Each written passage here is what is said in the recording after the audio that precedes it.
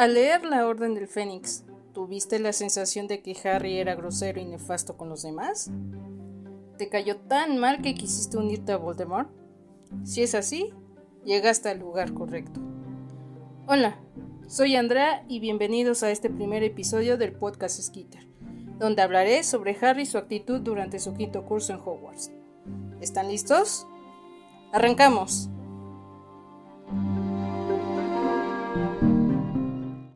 Antes de iniciar y para futuras referencias en los siguientes episodios, quiero hacer una aclaración.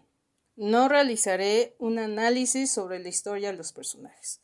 El propósito de este podcast es dar una opinión, un punto de vista diferente, en este caso el mío, y de vez en cuando desmentir información que a veces circula en la red. Y claro, esto lo hago con el respeto y admiración hacia la autora y su obra. Y sin más, ahora sí a lo que nos truje. Para comenzar les voy a platicar de dónde vino este primer tema. Resulta que hace tiempo encontré un post en las redes sociales de una persona que comentaba haber leído de nuevo el libro de Harry Potter y la Orden del Fénix. Hace mención a una serie de puntos en donde recalca una conducta grosera, egoísta y quizás hasta violenta por parte de Harry. Y yo pienso que él solo estaba reaccionando a las decisiones y actitudes de los demás. Es una causa y un efecto. Pero vamos por partes. La construcción de un personaje para una historia se realiza a partir de características físicas, psicológicas y socioeconómicas para que cobre vida. Del mismo modo que estos se reflejarán mediante las acciones a lo largo de la historia. Y hay 3 puntos importantes que se deben de tomar en cuenta en esta construcción. Pensar qué haría ese personaje ante una situación, qué harías tú y qué harían los demás. Y en esto entra el punto más importante. Nunca se debe juzgarlo. Y menciono esto por el primer punto que leí y que voy a desmenuzar. Harry llega a la casa de Grimmauld Place y le grita a Hermione y Ron haciéndola llorar a ella cuando no era culpa de ninguno el no poderle enviar noticias. Y aquí nos remontaremos al final del Cáliz de Fuego, cuando Voldemort regresa y Cedric muere. Harry cuenta lo sucedido en el cementerio, pero nadie le pregunta cómo se siente, nadie le pregunta sobre sus emociones. Quizás el único momento de consuelo es cuando Molly Weasley lo abraza en la enfermería. Y si lo vemos desde la perspectiva de los demás, como Ron o Hermione, o incluso el resto del colegio, se sentía cierta confusión por los eventos. Los únicos que sabían lo que pasó dentro del laberinto, pues fueron los mismos participantes. Y dentro del cementerio, solo 2 personas, de las cuales una estaba muerta. Y claro, exceptuando el Señor Tenebroso y ciertos mortífagos. Quizás los demás se preguntaban cómo una prueba, que se supone fue muy bien vigilada y cuidada, de un torneo bien organizado, termina en tragedia. Por eso es comprensible que nadie supiera cómo reaccionar, actuar o decir. El primer sentimiento que experimenta Harry después de estos acontecimientos es la culpa, porque él le sugirió a Cedric tomar la copa. Y es por ello que incluso regala el premio del torneo, porque no se sentía bien ser el ganador. Cuando regresa a Private Drive, da inicio a un verano de tensión, de soledad, de abandono, de enojo. Aquí recalco que cada quien sobrelleva el proceso de duelo a su manera, pero Harry lo pasó solo. Era una constante incertidumbre ver que no pasaba nada cuando tendría que haber pasado algo ya. Se escapaba de sus tíos para leer las noticias, robaba los periódicos, leía nada más la primera plana del profeta, porque al final Voldemort estaba de vuelta y esperaba que eso se anunciara con bombos y platillos. Pero las nulas cartas de sus 2 mejores amigos sí le hacían sentir frustración y desesperanza. No soy experta en esto y estoy muy lejana a la psicología, pero sí considero y pienso que Harry estaba deprimido. Y no sé si fue la intención de Rowling, ya que a veces al escribir sale subconsciente, ella pues si vivió la depresión, pero repito, no sé si fue su intención recalcarlo aquí, pero al menos yo sí considero que el quinto curso fue el peor año emocionalmente hablando para Harry. Lo vimos más vulnerable. La transición de la historia nos permitió conocer la parte más sensible de este personaje. Desde el comienzo de la saga lo vemos como el salvador que todo lo puede.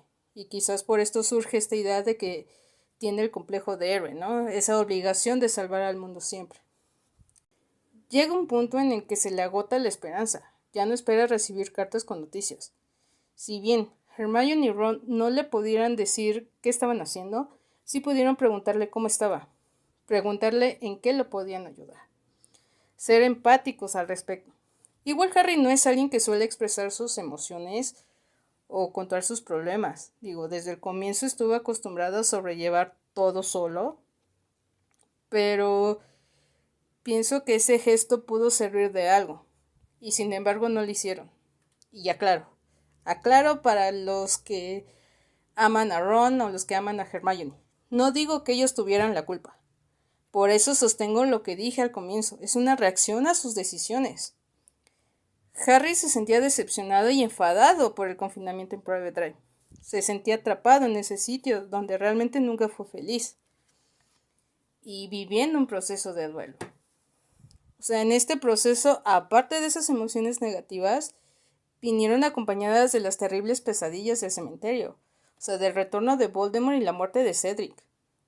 Y cuando cree que no puede ir peor, pues llegan los sueños inquietantes de los pasillos largos y oscuros que terminan siendo parte del departamento de misterios.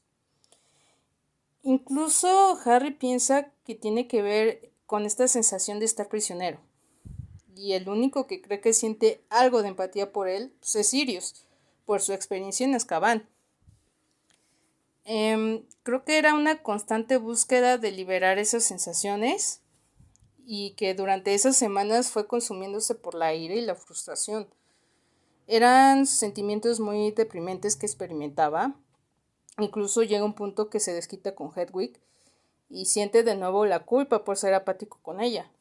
O sea, después de todo era la única amiga que tenía en esos momentos.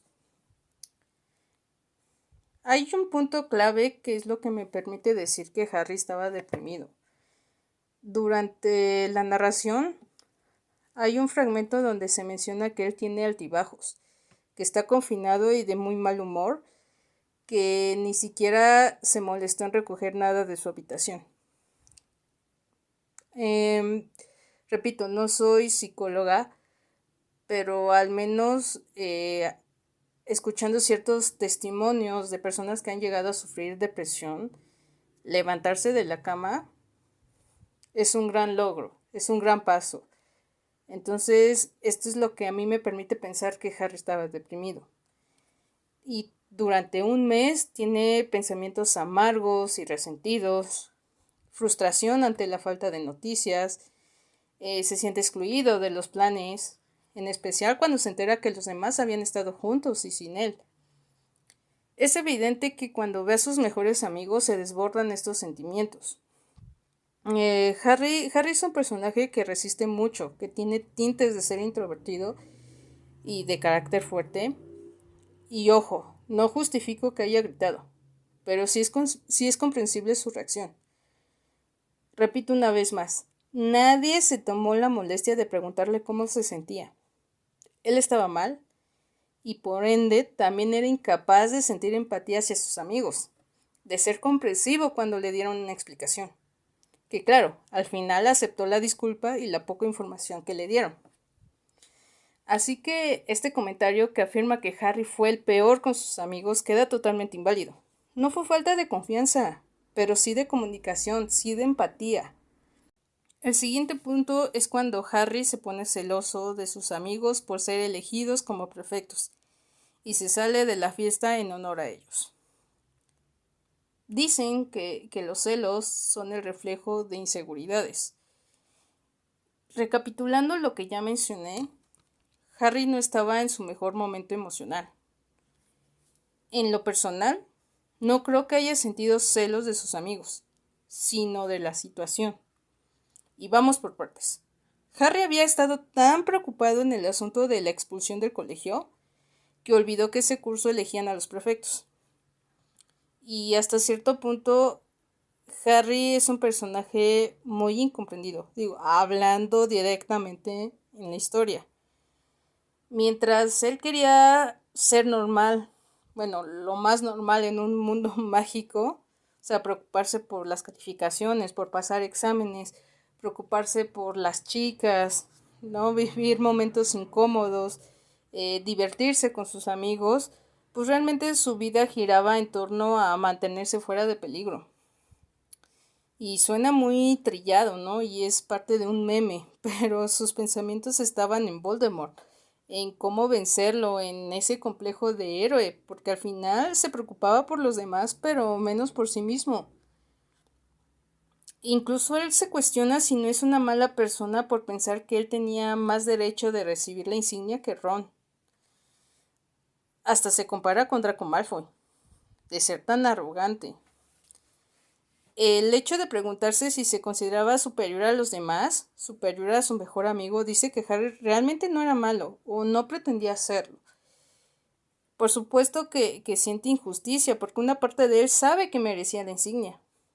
Puede que sus hazañas hayan sido por mera supervivencia o rompiendo las reglas o con ayuda de los demás, pero él sentía que había hecho mucho más que todos, incluso más que los magos y brujas experimentados. Y llegar a esa conclusión lo hace sentirse asqueado de sí mismo. ¿Por qué? Porque se siente la peor persona. Porque no siente que tenga alguien a quien contarle esos pensamientos. Aunque al final sí lo hizo con Sirius. Y creo que el saber que su padre ni de broma fue prefecto le generó un cierto alivio. Pienso que Harry no pretendía ser malo, ni grosero con Harry. Simplemente se volvieron a desbordar todas estas emociones. Otro de los momentos donde se menciona su mala actitud es cuando tiene este enfrentamiento con Seamus. Hay que considerar que apenas regresa al mundo mágico, es foco de atención, más de la cuenta que en sus cursos anteriores. Sube el expreso y de inmediato hay miradas y susurros, algo que evidentemente le afecta cuando se entera que en el verano pues han estado inventando cosas de él, ¿no? Incluso hasta a Dumbledore le toca. Y otra vez, esta sensación de abandono, de estar solo. Y no es fácil cuando alguien te llama mentiroso. Y mucho menos cuando estás perdiendo la paciencia. Y voy a hacer un paréntesis para mencionar que hasta Dumbledore lo llamaron viejo chiflado. O sea, el mago más grande de todos los tiempos, el que venció a Hagrid Grindelwald, jefe del Wizengamot. Porque claro, era más fácil creer en historias de un periódico que en un adolescente o un profesor que siempre demostró ser pulcro. Harry era una bomba del tiempo, aguantando, y creo que nomás requería un detonante para poder liberar la acumulación de emociones. Y eso se reflejó cuando le grita a Ron y Hermione en el verano. Pasa ahora cuando ve las miradas de los demás, con los cuchicheos a sus espaldas. Es como dicen, Harry no buscaba quién se la hizo, sino quién se la pagara, y desafortunadamente Seamus fue el elegido. Aunque él tampoco se comportó agradable. Harry reaccionó a los comentarios de su compañero, y Seamus lo llama loco, y hago énfasis en que esa palabra es un adjetivo calificativo, cuando Harry nunca se refirió de ninguna manera a la señora Finnegan, ni le insultó, ni nada. Así que esos que también andaban defendiendo a Seamus, pues también vean lo que él dijo. Y siguiendo casi el mismo hilo, va a otro punto. Harry, al llegar a Hogwarts, no para con el maltrato hacia sus amigos, gritándoles e intimidándolos, casi a punto de que Hermione le tenía miedo y balbuceaba cuando lo enfrentaba o le llevaba la contraria. Esto sí es muy erróneo. Hay un fragmento en donde Hermione le cuenta a Harry que tuvo una discusión con una chica. Él empieza a sacar a flote su mal genio con este asunto de ser un mentiroso, un presumido que busca llamar la atención. Y Hermione le responde de una forma simple, con total tranquilidad y firmeza, que voy a citar. Le he dicho que cierre su sucia boca y que no hable mal de ti. Y haz el favor de dejar de lanzarte a nuestro cuello a cada momento, Harry, porque por si no lo sabías, Ron y yo estamos de tu parte. Claro que después de esto, Harry se disculpa. Y volveré a retomar esta idea de que él necesitaba liberar la presión emocional muy seguido, precisamente porque acumulaba demasiadas emociones. Y es cierto, buscaba cualquier excusa para hacerlo. Y vuelve a suceder lo mismo cuando tiene un percance en clase de pociones y su detonante fue una discusión entre Ron y Hermione, que les termina gritando. Y cito parte del diálogo que Ron le dice. Hermione dice que le gustaría que dejaras de descargar tu mal humor sobre nosotros. Y creo que tiene razón.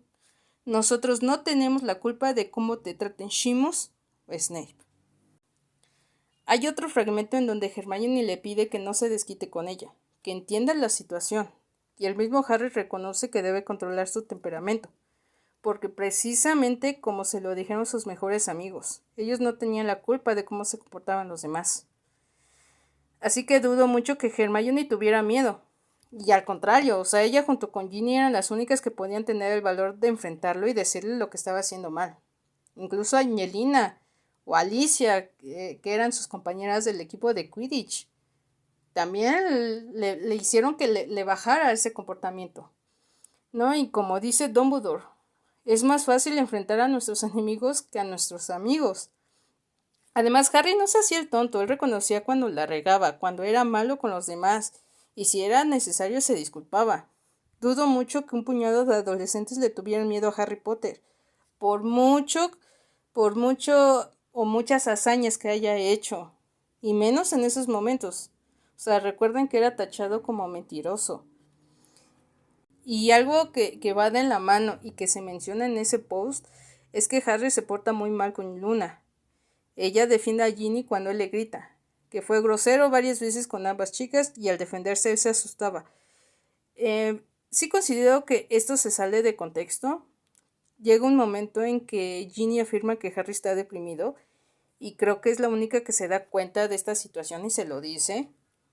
No es fácil aceptar estar en este estado y por lo que él responde de mal modo, algo que la pequeña Weasley, y teniendo un carácter fuerte, pues lo pone en su lugar. Lo mismo pasa con Luna. Y voy a hacer mención que en quien presenta a Luna con Harry y Ginny, y ella la llama por su apodo, Lunática. Creo que eso también se les olvida.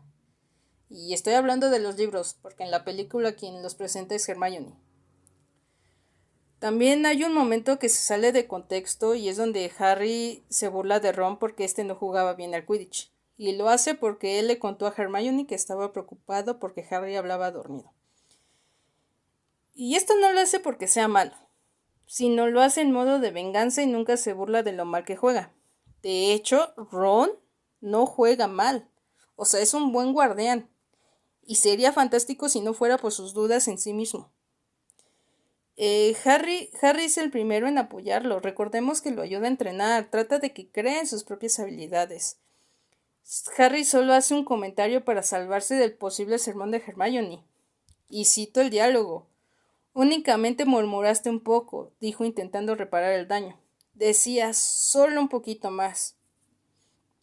Soñé que jugabas al Quidditch, mintió Harry despiadadamente. Quería que estiraras un poco más el brazo para atrapar la Quaffle.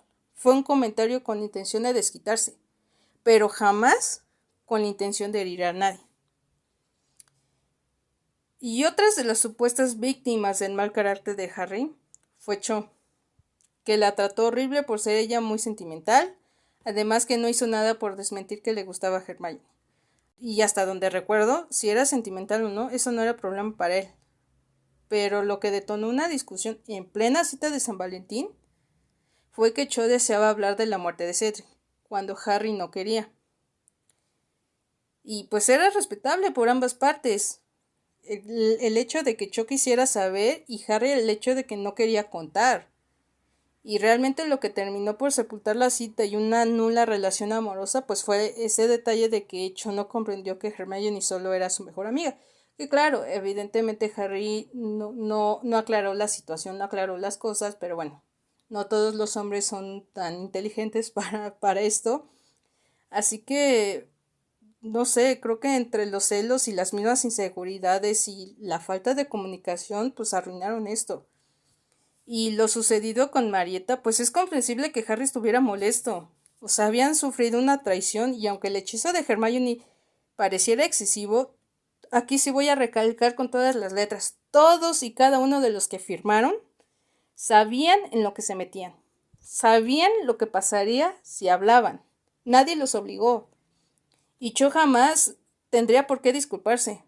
O sea, ni mucho menos en nombre de su amiga. Y no tendría por qué. Quizás podría tratar de justificarla porque a final de cuentas pues es su amiga. Pero no tendría por qué hacerlo. Y voy a citar parte de la conversación que tiene con Harry. A ver si no se confunde precisamente la narración, pero dice, Harry lamentaba que Cho no hubiera elegido a sus amigas con más cuidado. Marieta era una persona encantadora que cometió un error, pero si nos ha traicionado a todos, incluida tú. Con esto Cho se queda sin un argumento para defenderla, y solo atina a decir que Hermione se excedió. Y según también en estos puntos, Harry se burla de ella en su cara de su tristeza y luego cuando Ginny le ganó el partido, ya que Cho sufría de depresión postduelo. No, error. Harry nunca se burla de sus emociones. Solo creo que era algo lento para entender lo que pasaba por su cabeza. Y es precisamente cuando Hermione trata de explicarle todo ese proceso. Que necesitaba una perspectiva femenina que le mostrara lo que sentía desde la muerte de Cedric hasta los sentimientos hacia el mismo Harry. Y como lo dice Hermione, a Cho le preocupaban demasiadas cosas que precisamente, o quizás sí, sufría depresión. Eso sí no lo sabemos. Pero pues al final de cuentas ella también estaba pasando por un proceso de duelo. Y quien se burla de haber ganado es Ron. Recuerden que Harry no vio el partido por estar con Hagrid, así que su amigo le hizo una narración de cómo Ginny atrapó la snitch justo debajo de las narices de Cho. Así que esto pienso que es carrilla deportiva. Así son las cosas a veces, toca aguantar. Y ya estamos llegando a las situaciones más fuertes de la trama. Y creo que una de esas es cuando el señor Weasley sufre el ataque. Harry no tuvo consideración con el dolor ajeno, incluso dejó de hablarles, ignorando a todos que lo llamaban. Esto también es incorrecto, debido a que está compartiendo pensamientos con Voldemort, y su conexión era tan potente que Harry no tenía idea de lo que estaba pasando. O sea, solo surgen en él sensaciones que realmente a conciencia no sabe por qué. Y dice la narración. Surgió dentro de él un odio espontáneo y no deseado, aunque horriblemente intenso, y tan potente que por un instante pensó que no había nada que deseara más en el mundo que golpear, morder e hincarle los colmillos al hombre que tenía delante. Por dentro notaba un horrible, abrasador y desbordante sentimiento de culpa. Esto sucede cuando tiene enfrente al profesor Dumbledore. Creo que es la primera vez que tienen contacto visual después de muchos meses. Y pues no logra comprender lo sucedido, ni mucho menos cuando le cuesta distinguir un sueño de la realidad. Es tanto así que realmente le daba miedo dormir. Temía convertirse en serpiente, y si lo hacía no quería descubrir que al despertar había atacado a Ron, quien era la persona más cercana a él en esos momentos. Tampoco fue fácil enterarse de cosas, como que estaba la posibilidad de que Voldemort lo estuviera poseyendo. Y cuando escucha escondidas, sabe que los demás lo miran con temor. O sea, en pocas palabras, él se sentía sucio, contaminado, no creía ser digno de estar en compañía de personas que sus cuerpos y mentes estaban libres de Voldemort. Y a tal grado que piensa que él era el arma, o sea, sospecha que Voldemort intenta utilizarlo de alguna manera. Imagina pensar que te vigilan y que realmente no sea por tu bien, sino por el bien de los demás. Imagínense cómo se sentirían con ese pensamiento en la cabeza. Él siente pánico, siente que está proporcionando una visión del cuartel general de la Orden del Fénix. que le estaba dando información de todos, incluso del paradero de Sirius, y por ende, y pensando que había muchas personas en peligro, piensa que lo mejor sería regresar a Private Drive y separarse del mundo mágico. En un rato, pues estaba experimentando desconcierto, terror, alivio, otra vez terror, y el constante miedo a quedarse dormido. Por eso también creía que nadie quería quedarse con él a solas. Claro, esto cambia cuando Ginny le cuenta lo que es estar poseído de verdad. Para Harry, sentir la compañía en lugar del desprecio de sus amigos significa demasiado y suficiente para calmar todas esas emociones negativas. Y pues ya estamos entrando al clímax de la historia, justo cuando Harry cree que Voldemort tiene a Sirius. No quería la ayuda de Ginny, Luna y Neville porque los consideraba inferiores o no los consideraba amigos. Pues esto no es del todo cierto. Quizás sí, una parte. Sus primeras opciones no hubieran sido ellos. O sea, y Harry lo reconoce. Si tuviera la oportunidad de elegir entre los miembros de LED, pues ellos no serían los indicados. Y por muchas razones. Si analizamos por separado a estos tres personajes, Ginny y Luna eran un curso menor. Apenas estaban desarrollando sus propias habilidades. Mientras que Neville, por ser un mago muy inseguro y no llevar la varita adecuada, pues sus poderes se limitaban. Y pues en ningún momento Harry se sentía superior a ellos. Simplemente no creía conveniente llevarlos, pero aún así los aceptó como sus refuerzos. O sea, era lo que tenía y no podía perder más tiempo. Y sin embargo, cuando Harry comprendió que cayó en una trampa, realmente su único interés fue sacar a sus amigos con bien. No quería ser el culpable de que alguno de ellos muriera, y le interesaba salir con vida y asegurarse de que ninguno de ellos pagara su estupidez. Y creo que hasta la fecha, hablando precisamente del transcurso de la historia, nunca va a poder pagar esa lealtad que le demostraron. Y se la demostraron a partir de ese momento. Sin importar quién era Sirius, lo apoyaron.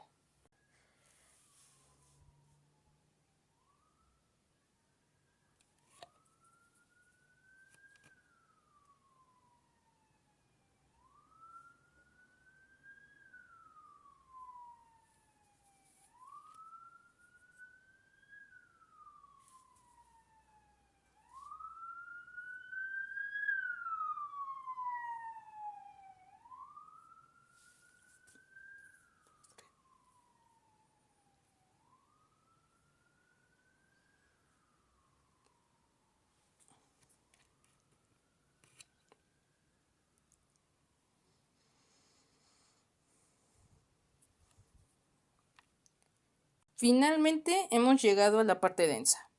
Esos momentos en que quería pegarle a Dumbledore. Y no solo una vez, sino varias. Esa reacción era el resultado de una serie de preocupaciones y problemas acumulados. O sea, estar encerrado y vigilado por órdenes del profesor, ser ignorado por él mismo y todas esas sensaciones pues crecieron después de la muerte de Sirius. Podemos tratar de entender y comprender el dolor del otro, hasta ser capaces de sentir empatía. Creo que a veces solemos estar en situaciones semejantes, aunque no iguales. Dumbledore podía hacer todo eso. Él ya había pasado por el proceso de la pérdida de alguien, pero para Harry era algo nuevo. Y no solo vio morir a Cedric, sino en esos momentos a la única figura paternal que él quería. Y aquí digo que cada persona experimenta de forma diferente el dolor, ¿no? Algunos pueden gritar, otros lloran, otros en otros momentos se combina precisamente la impotencia con la ira. Harry sentía el vacío que se fusionó precisamente con todo lo demás. Y él quería que la persona que tenía enfrente en esos momentos sufriera una mínima parte del dolor que sentía. Harry estaba furioso consigo mismo por haber caído en una trampa, por haber puesto en riesgo a los demás. O sea, era de esas veces que está enojado con el mundo o el universo por haberle arrancado a alguien que le importaba. Enojado con su profesor por haber permitido que todo eso se desencadenara. Enojado con Sirius por haber sido imprudente. O sea, son de esas veces que estás harto de sufrir demasiado, harto de tener quizás hasta mala fortuna, de que te vaya mal. O sea, era un adolescente incapaz de controlar sus emociones. O sea, se lo dice Snape. De hecho, prácticamente Severus Snape nos dio el mejor consejo que alguien nos pudo dar. Debemos aprender a controlar nuestras emociones. Obviamente aquí no vamos a aprender a leer la mente, ¿no? Pero creo que el mejor consejo fue ese. Debemos aprender a controlar nuestras emociones. Y aquí sí lo digo, no se justifican las acciones de Harry, pero sí tratar de entender el porqué de ello. Todo el quinto curso para Harry fue buscar la manera de salir de ese abismo en el que se encontraba, de mitigar el peso de la culpa, desde la muerte de Cedric, ahora la muerte de Sirius, de haber puesto en peligro a sus amigos, de que hayan expulsado a Dumbledore, de haber creado el LED.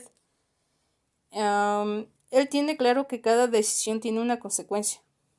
Lo que le cuesta aceptar es que cada uno toma sus propias decisiones y no dependen de él.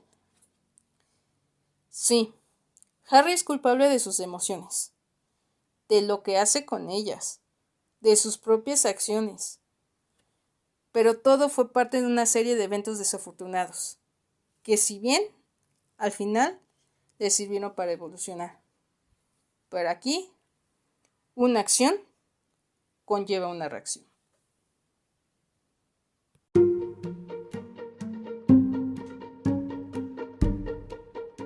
No olvides que me puedes seguir en redes sociales, tanto en Twitter como Facebook como @elpodcastskitter.